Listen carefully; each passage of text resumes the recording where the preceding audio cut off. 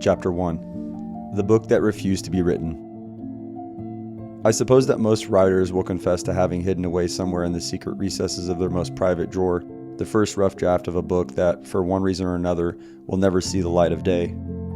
Usually it is time, that hoary offender who has placed his veto on the promised task. The rough outline is drawn up in a moment of enthusiasm and exalted vision. It is worked on for a time, and then it is put aside to await the leisured tomorrow that so often never comes. Other and more pressing duties assert themselves, engagements and responsibilities multiply, and the treasured draft sinks farther and deeper into its ultimate hiding place. So the years go by, until one day the writer awakens to the knowledge that, whatever other achievements may be his, this particular book will never be written. In the present case, it was different. It was not that the inspiration failed, or that the day of leisure never came. It was rather that when it did come, the inspiration led in a new and unexpected direction. It was as though a man set out to cross a forest by a familiar and well-beaten track and came out suddenly where he did not expect to come out. The point of entry was the same. It was the point of emergence that was different. When as a very young man I first began seriously to study the life of Christ, I did so with a very definite feeling that, if I may so put it, his history rested on very insecure foundations. If you will carry your mind back in imagination to the late 90s, you will find in the prevailing intellectual attitude of that period the key to much of my thought.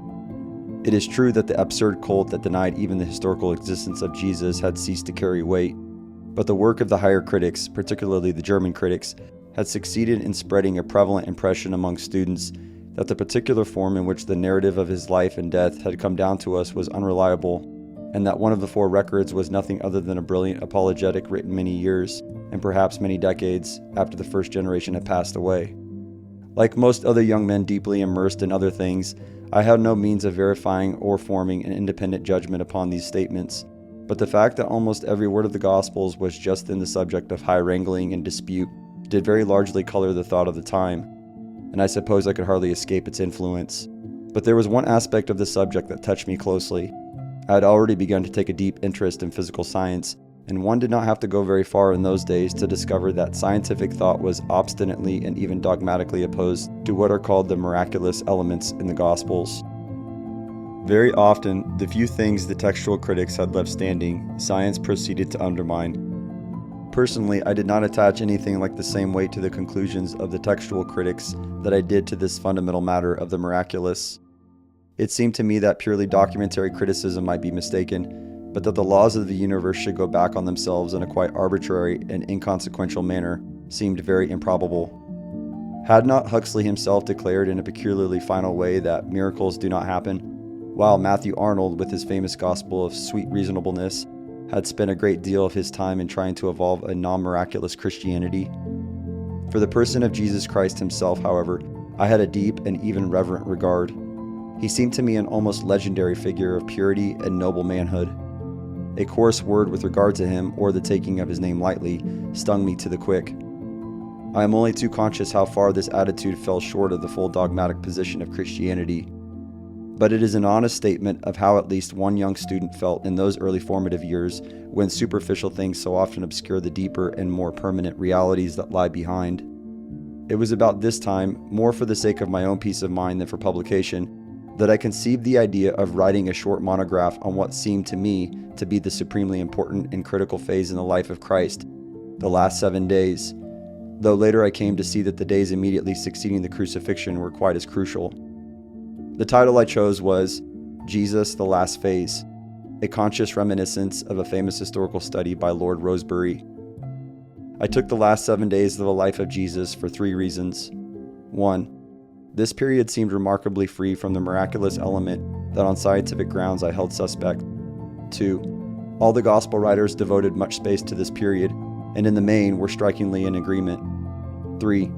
The trial and execution of Jesus was a reverberating historical event, attested to indirectly by 1,000 political consequences and by a vast literature that grew out of them. It seemed to me that if I could come at the truth, why this man died a cruel death at the hands of the Roman power, how he himself regarded the matter, and especially how he behaved under the test, I should be very near to the true solution of the problem.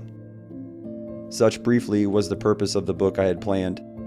I wanted to take this last phase of the life of Jesus with all its quick and pulsating drama, its sharp, clear-cut background of antiquity, and its tremendous psychological and human interest, to strip it of its overgrowth of primitive beliefs and dogmatic suppositions, and to see this supremely great person as he really was.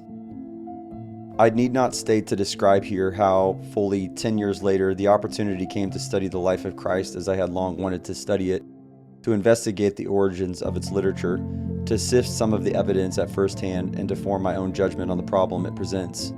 I will only say that it effected a revolution in my thought. Things emerged from the old world story that previously I should have thought impossible. Slowly but very definitely, the conviction grew that the drama of those unforgettable weeks of human history was stranger and deeper than it seemed. It was the strangeness of many notable things in the story that first arrested and held my interest. It was only later that the irresistible logic of their meaning came into view. I want to try in the remaining chapters of this book to explain why that other venture never came to port, what were the hidden rocks on which it foundered, and how I landed on, to me, an unexpected shore.